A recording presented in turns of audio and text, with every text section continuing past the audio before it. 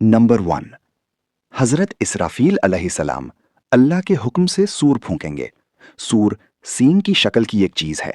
सूर के फूंकने से सब फना होगा।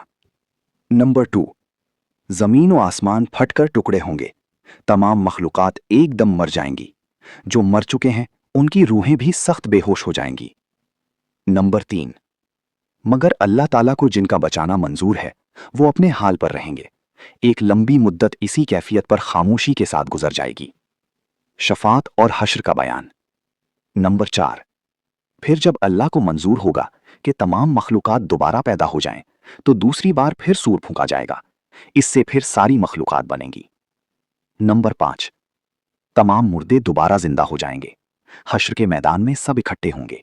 वहां की तकलीफों से सब घबराएंगे। पैगंबरों के पास सिफारिश को जाएंगे। नंबर 6, आखिर हमारे पैगंबर रहा सिफारिश करेंगे। अदल की तराजू नस्ब की जाएगी। भले और बुरे अमल तोले जाएंगे और सबका बारीक बीनी से हिसाब होगा। नंबर 7, बाज लोग बगैर हिसाब के जन्नत जाएंगे। नेक लोगों का नामाए अमाल दाएं हाथ में और बुरे लोगों का बाएं हाथ में होगा। ये फैसले का बहुत कड़ा वक्त होगा। नंबर 8, हमारे पैगंबर सल्लल्लाहु अलैहि वसल्लम अपनी प्यारी उम्मत को हौज़े कौसर का ठंडा पानी पिलाएंगे, जो दूध से ज्यादा सफेद होगा और शहद से भी ज्यादा मीठा होगा। नंबर 9, सबको पुले सिरात पर से चलना होगा।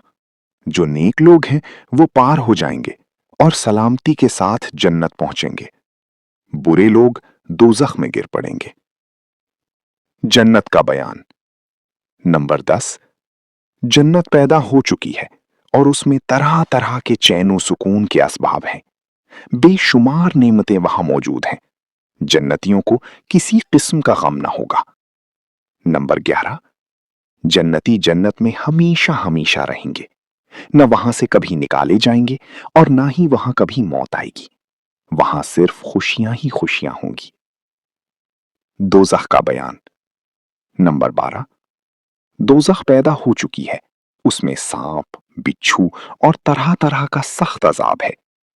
दोज़खियों में से जिनमें ईमान होगा वो सजा भुगत कर एक दिन निकल आएंगे।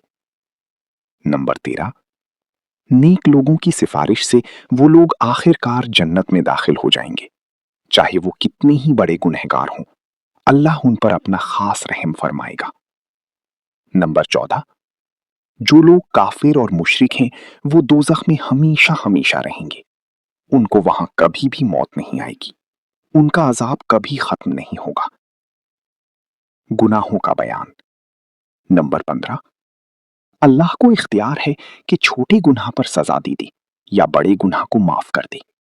वो अपनी मेहरबानी से जिसे चाहेगा बिना सजा की जन्नत अता फरमा देगा।